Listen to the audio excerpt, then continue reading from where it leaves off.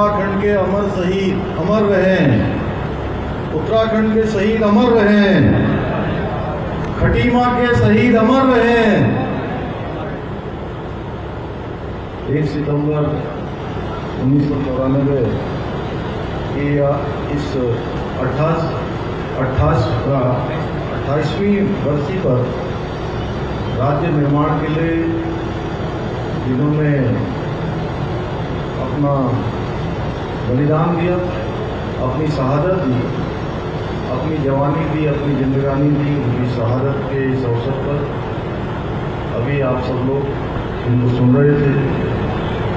हमारे इस नैनीताल भगत सिंह नगर लोकसभा क्षेत्र के लोकप्रिय सांसद और भारत सरकार के रक्षा एवं पर्यटन राज्य मंत्री आदरणीय अजय भट्ट जी, यहाँ पर उपस्थित हमारे रुद्रपुर क्षेत्र के लोकप्रिय विधायक आदरणीय श्री बरोड़ा जी, हमारे वन विकास निगम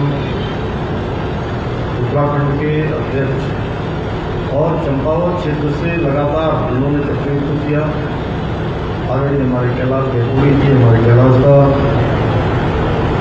खटीमा फाइबर्स के MD आदरणीय डॉक्टर राशि रस्तोगी जी, हमारे बहुत वरिष्ठ नेता आदरणीय दान सिंह रावत जी, जिन्होंने इस बरसी के शुभारंभ के दिनों से इसको आगे बढ़ाने का काम किया। हमारे नानकपुरा क्षेत्र के पूर्व विधायक भाई डॉक्टर प्रेम सिंह राणा जी और उत्तराखंड की आवाज़ जिन्होंने बुलंद की और हर वर्ष शायद जब मैं भी यहाँ आया, जितने बार भी आया, हर बार बरसी पर शहादत के इस दिवस पर अपनी श्रद्धांजलि अर्पित करने आते हैं। हमारे बहुत वरिष्ठ नेता आदरणीय काशी सिंह एरी, हमारे खासकर हमारे शहीदों के सभी परिजन, भगवान सिंह सिरोला के, प्रताप सिंह जी के, सलीम अहमद के, गोपी चंद जी के, धर्मानंद भट्ट जी के, परमजीत सिंह और रामपाल जी, परिवार के सभी हमारे आए हुए उनके परिजन, हमारे जिले के जिलाधिकारी जी, हमारे SSP साहब, चंपावत से आए हुए भाई जितेंद्र पाठक जी, हमारे जिलाध्यक्ष एवं मेरे सामने बैठे हुए सभी आंदोलनकारी भाइयों बहनों, मैं अगर नाम लूँगा तो बहुत लंबा हो जाएगा। क्यों प्रकाश दा, रामू भाई, उपस्थित हमारी सभी मार्गदर्शक बड़ी संख्या में आई, दूर दूर से आए हुए मेरे सभी बड़े बुजुर्ग, सभी उपस्थित माताएं बहनें, मेरे नौजवान साथियों, उपस्थित पत्रकार मित्रों, छायाकार बंधु, print media, electronic media, social media और हर प्रकार का मीडिया, माउथ टू माउथ, उसको क्या बोलते हैं अभी, पोर्टल मीडिया, और सभी आए हुए महानुभाव। मैं सबसे पहले तो आज 28 साल पूरे होने की इस बरसी पर अपने श्रद्धासुमन अर्पित करता हूँ, श्रद्धांजलि अर्पित करता हूँ कि जिनके कारण से हमको ये राज्य प्राप्त हुआ, जिन्होंने अपनी माँ की ममता को छोड़ दिया, बहन की राखी को छोड़ दिया, बच्चों के दुलार को भी छोड़ दिया, सबको ठोकर मार दी और हंसते हंसते उत्तराखंड राज्य के लिए अपनी शहादत दी। उनके कारण से हमको ये राज्य मिला, जैसा आदरणीय अजय भट्ट जी ने अभी बताया। वास्तव में मुझे याद आता है 1 सितंबर 1994 का वो दिन, जब सरकारी अस्पताल के आगे से पूरी कई हजारों की संख्या में लोग आगे बढ़े और सब आंदोलन कर रहे थे, शांतिपूर्ण आंदोलन। उनके ऊपर किस प्रकार से गोली चलाई गई, कौन कहाँ गया, कितने लोगों को तो पता नहीं। यहाँ से कई दिनों तक नेपाल तक जाना पड़ा। नेपाल में जाकर भी जो है उन्होंने उस आंदोलन को थमने नहीं दिया, रुकने नहीं दिया। और सच मानिए तो ये खटीमा की धरती, जहाँ 1 सितंबर 1994 को गोलीकांड हुआ था, इसने उत्तराखंड को जलने का काम किया है। उत्तराखंड को जलने का काम किसी ने किया है, उत्तराखंड बनाने का किसी ने काम किया है, तो खटीमा की धरती ने किया है, हमारे शहीदों ने किया है। उनका हम जितना स्मरण करें उतना कम है। पिछले वर्ष मैं जब आया था यहाँ, तो क्योंकि शहीद स्मारक की बहुत पहले से लंबे समय से यहाँ पर एक मांग थी, एक लोगों की यहाँ पर ज़रूरत थी, और हमारे शहीदों का स्मरण प्रत्येक वर्ष हो, उसके लिए एक स्थान सुनिश्चित। आदरणीय दान सिंह रावत जी यहाँ पर बैठे हैं। इन्होंने मुझे पिछले साल कहा कि सही मायने में इस बार जब तुम श्रद्धांजलि करने आओगे तो शहीदों का सही मायने में एक तरफ से जो है उनको उनकी शहादत को श्रद्धांजलि हो। और मुझे आज बड़ा अच्छा लग रहा है यहाँ पर आकर, इतना ये सब परिसर का निर्माण हो गया है। और वास्तव में जब हम लोग वहाँ जाते थे रेलवे स्टेशन के पास, तो हर वर्ष एक काम जरूर होता था कि भगवान इंद्र अपनी उपस्थिति देते थे,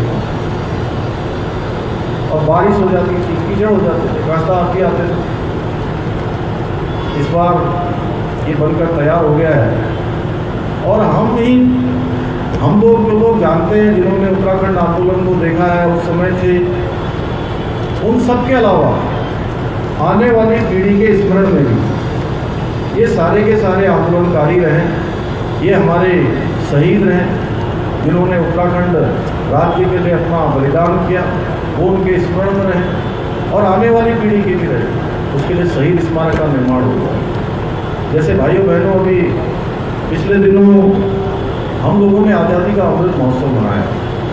हमारे देश के प्रधानमंत्री मोदी जी के आह्वान पर जहां आज़ादी के अमृत महोत्सव में पूरे देश के अंदर 60,000 से भी ज़्यादा सांस्कृतिक से लेकर तमाम प्रकार के कार्यक्रम आयोजित किए गए, सम्मान समारोह आयोजित किए गए, तमाम प्रकार की श्रद्धांजलियाँ करी गई, तमाम उपलब्धियों का बखान हुआ कि देश जहाँ 75 सालों में जो देश ने उपलब्धियाँ हासिल की हैं, देश के अंदर नए आविष्कार हुए, देश के अंदर नई उपलब्धियाँ हमको प्राप्त हुई, उन सबको हमने स्मरण किया।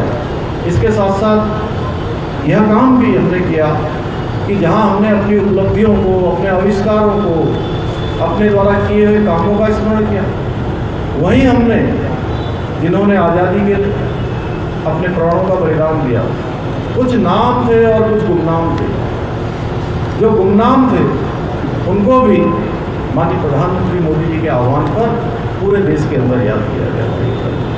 इसके साथ साथ एक काम और भी हुआ, जो लोग आज़ादी के बारे में नहीं जानते थे, जो लोग उत्तराखंड आंदोलन के बारे में नहीं जानते होंगे, नई पीढ़ी, हमारे इस प्रकार के आयोजन, हमारे इस प्रकार की श्रद्धांजलि सभाएँ जो प्रत्येक वर्ष होती हैं, वो नई पीढ़ी को भी पिछली चीज़ों को ट्रांसफ़र हम कर रहे हैं, उनका परिचय उस विरासत से भी करवा रहे हैं जिसके कारण से हम यहाँ खड़े हैं। मुझे कहते हुए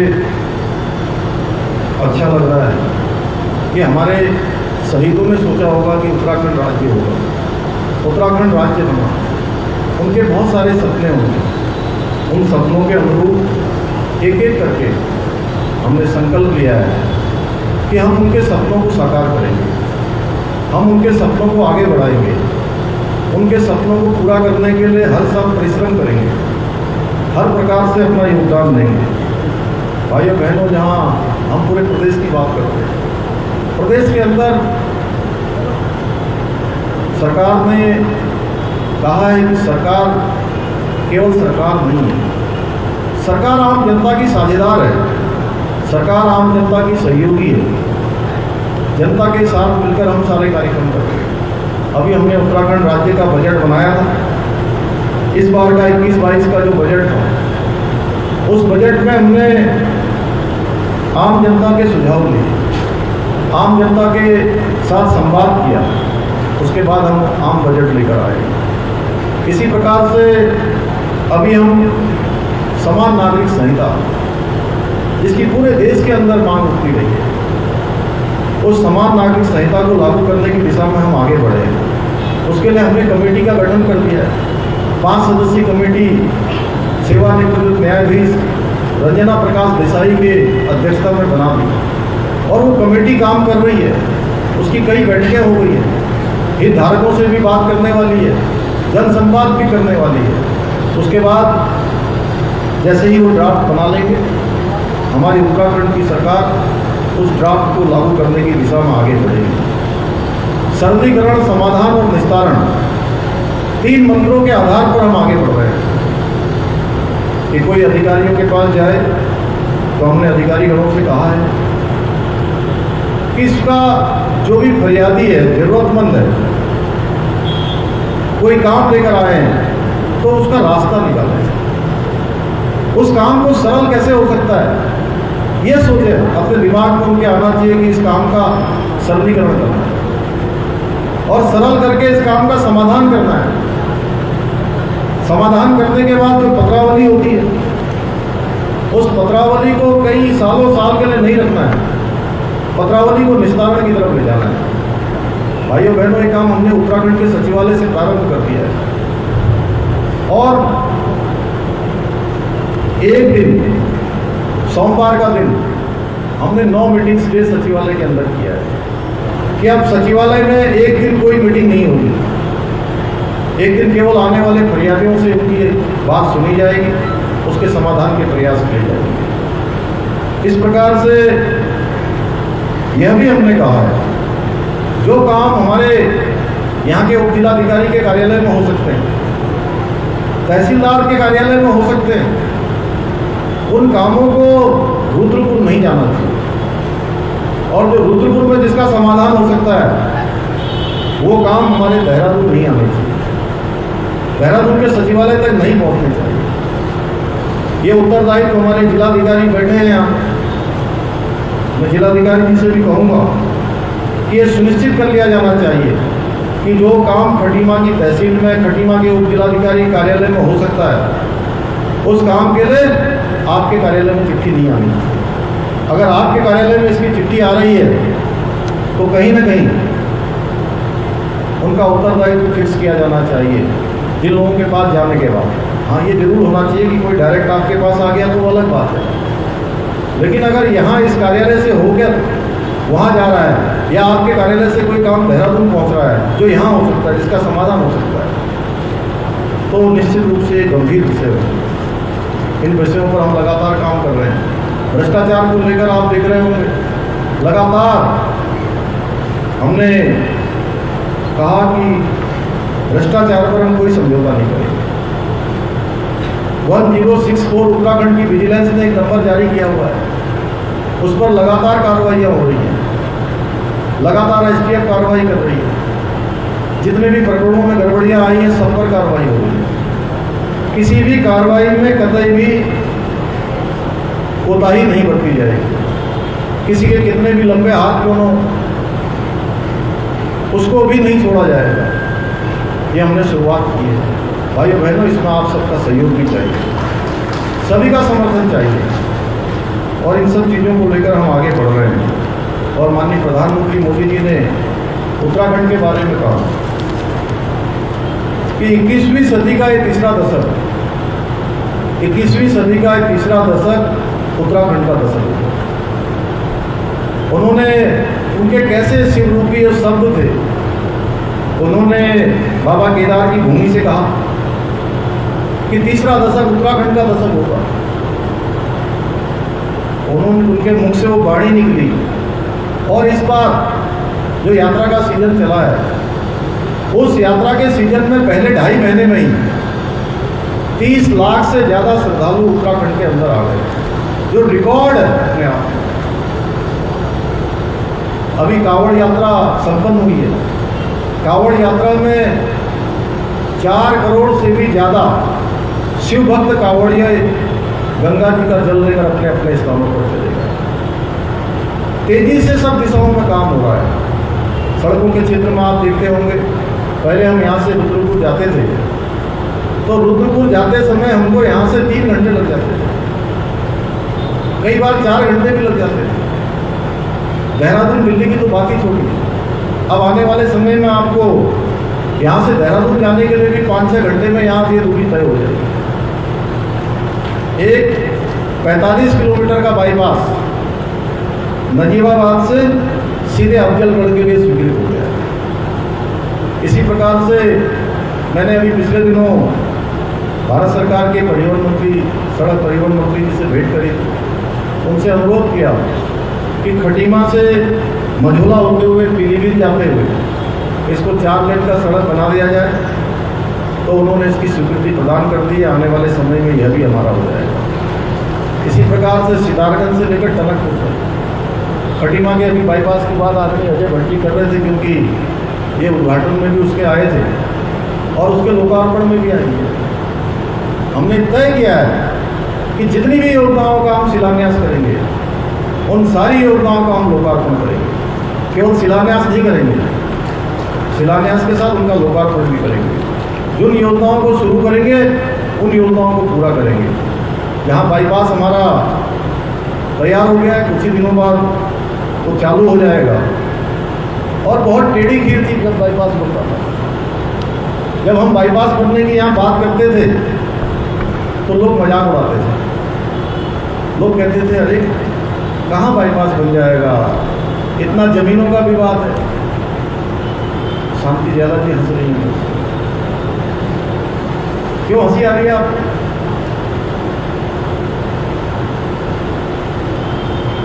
तो आप सब लोगों ने देखा कि जहाँ हम लोगों ने सारा आपसी तालमेल से उसको बनने का रास्ता निकाला, और आज मुझे खुशी है कि बाईपास बनकर तैयार हो गया। हमारे यहाँ पर लंबे समय से कैंटीन की मांग थी, CSD कैंटीन, वह भी यहाँ पर चालू हो गई है और इसके लिए 4.5 करोड़ रुपए की धनराशि भी अभी अवमुक्त कर दी है। अभी जल्दी मेरे पास फाइल आई थी, घोषणा में उसको हमने स्वीकृत कर दिया है। स्टेडियम के लिए 17 करोड़ की धनराशि पहले ही जारी हो चुकी है। बीच में कुछ दिनों विलंब रहा चुनाव आचार संहिता के कारण से, वह भी काम यहाँ पर चालू हो रहा है। रोडवेज का बस अड्डा हमारा तेज़ी से आगे बढ़ रहा है। मुक्ति धाम का काम यहाँ पर तेज़ी से हुआ है। खटीमा क्षेत्र की जितनी भी सड़कें हैं, सारी सड़कें मैं देख रहा हूँ। कभी कभी तो मुझे बड़ा लालच आ रहा था। एक दिन मैं घर की तरफ जा रहा था, रास्ता इतनी बढ़िया सड़क, एक बार घूम के आना। आपको लगेगा ही नहीं कि आप खटीमा में हो। मैं सोच रहा था इतनी बढ़िया सड़क तो देहरादून में भी नहीं है। तो यहाँ पर चाहे हमारा ये मुक्ति धाम, चाहे बनखंडी महादेव हो, चाहे बाबा भारामल का परिसर हो, शारदा घाट, स्नान घाट, हमारे यहाँ पर नमामि गंगे प्रोजेक्ट में भारत सरकार को भेजे थे, वह भी स्वीकृत हो गए। हमारे इस क्षेत्र में खटीमा का सरकारी अस्पताल, कल मैं रात को पूछ रहा था जिलाधिकारी जी से और इनसे, क्योंकि मैंने कहा कि यहाँ का विकास निरंतर रूप से चलना चाहिए, रुकना नहीं चाहिए। आदरणीय नारायण दत्त तिवारी जी कहते थे विकास निरंतर चलने वाली प्रक्रिया है। हम लोगों ने उन्हीं से सीखा कि विकास अनवरत रूप से चलने वाली प्रक्रिया है। जितना किया जाए उतना कम है। यहाँ के कामों की भी ठीक प्रकार से मॉनिटरिंग हो। जहाँ भी ब्लड बैंक चलना है, जल्दी उसको ब्लड बैंक को चलाना है।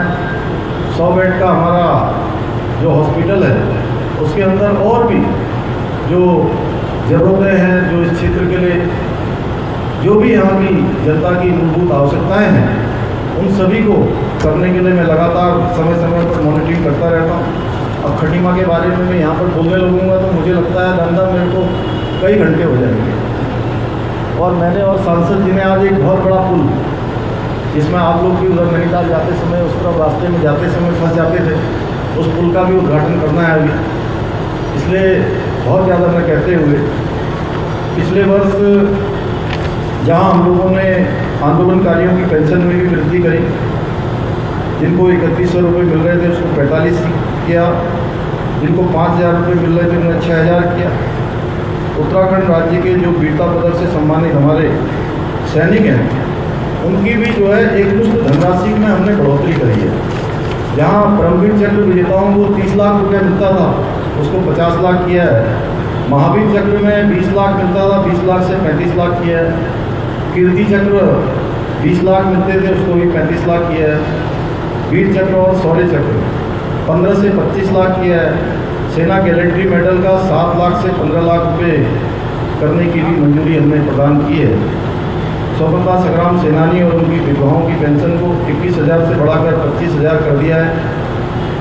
उत्तराखंड से द्वितीय विश्व युद्ध की वीरांगना एवं वेटरन को प्रति माह 8,000 रुपये से बढ़ाकर 10,000 रुपये इसको किया है।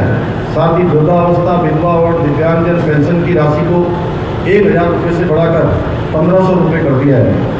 उत्तराखंड में पहले हमारे जो वृद्धजन होते थे, बुजुर्ग अगर एक परिवार में 2 होते थे तो 2 में से केवल एक को पेंशन मिलती थी, एक को पेंशन नहीं मिलती थी। बीच में हमने पहले ही उसका आदेश कर दिया था कि दोनों को पेंशन मिलनी चाहिए, क्योंकि कई बार मैंने देखा तो परिवारों में अगर 2 में से एक को मिलती थी तो आपस में भी झगड़ा हो जाता था। तो ये झगड़ा ना हो पेंशन को लेकर, तो इनको दोनों के लिए कर दिया। बीच में एक शासनादेश में कुछ थोड़ा सा इस प्रकार की बात आ गई थी कि उनके बच्चे अगर 20 साल से ज़्यादा होंगे तो उनको नहीं मिल पाएगी, क्योंकि वो सचिवालय के स्तर पर हुआ। उसमें भी संशोधन करवा दिया। 2 दिन पहले हमने समाज कल्याण मंत्री जी की मैंने ड्यूटी लगाई थी और उन्होंने इसको संशोधित करवा दिया है। और अब इस पेंशन योजना का लाभ हमारे दोनों ही बुजुर्ग दंपतियों को मिलना प्रारंभ हो गया है। हमारे ग्राम प्रधानों के मासिक मानदेय में 1,500 रुपये से बढ़ाकर 3,500 रुपया किया है। व्यापारी भाइयों के लिए भी हमने जो दुर्घटना बीमा 5 लाख रुपया होता था उसको बढ़ाकर 10 लाख रुपया किया है। हमारी आशा बहनें हों, आंगनबाड़ी की बहनें हों, उत्पल के कर्मचारी हों, सभी के मानदेय में हमने बढ़ोतरी की, सभी के लिए रास्ता निकाला है। कोशिश कर रहे हैं कि नवोदित राज्य, जिनके लिए हमारे उत्तराखंड के इन वीर शहीदों ने अपने प्राणों का बलिदान दिया, अपनी शहादत दी, उनके अनुरूप हमारे राज्य का निर्माण हो, हमारे राज्य का विकास हो, हमारा राज्य उस दिशा में आगे बढ़े। और माननीय प्रधानमंत्री जी का मैं बार बार धन्यवाद करना चाहता हूं कि उनका उत्तराखंड की धरती से एक विशेष प्रकार का लगाव है और वो स्वयं कहते हैं कि मेरा उत्तराखंड की धरती से कर्म और मर्म का रिश्ता है। उसके नाते हम जितनी भी बात माननीय प्रधानमंत्री जी तक पहुंचाते हैं उत्तराखंड के विषय में, वो उन सभी बातों का संज्ञान लेते हैं और सभी पर कार्रवाई करते हैं। मैं आज के अवसर पर आप सभी का धन्यवाद करते हुए कि आप इतनी बड़ी संख्या में आए और आपने श्रद्धांजलि व्यक्त करी। पिछले साल मैंने ये घोषणा और करी थी, खासता यहाँ आपसे भेंट नहीं हो पाई थी, कि ये जो शहादत दिवस का कार्यक्रम है, श्रद्धांजलि कार्यक्रम, ये कार्यक्रम सरकारी होगा और इस बार से ये कार्यक्रम सरकारी हो गया है। और हर वर्ष अब शहीदों की चिताओं पर इसी प्रकार का मेला लगेगा, हम सब उनको स्मरण करेंगे। पुनः आप सभी का धन्यवाद करते हुए, अपनी श्रद्धा सुमन अर्पित करते हुए अपनी वाणी को विराम देता हूँ। बहुत बहुत धन्यवाद। उत्तराखंड से जुड़ी ऐसे ही रोचक वीडियो और खबरें सबसे पहले पाने के लिए आज ही सब्सक्राइब करें हमारा YouTube चैनल और बेल आइकन को जरूर प्रेस करें। वीडियो को लाइक करें और शेयर करना ना भूलें।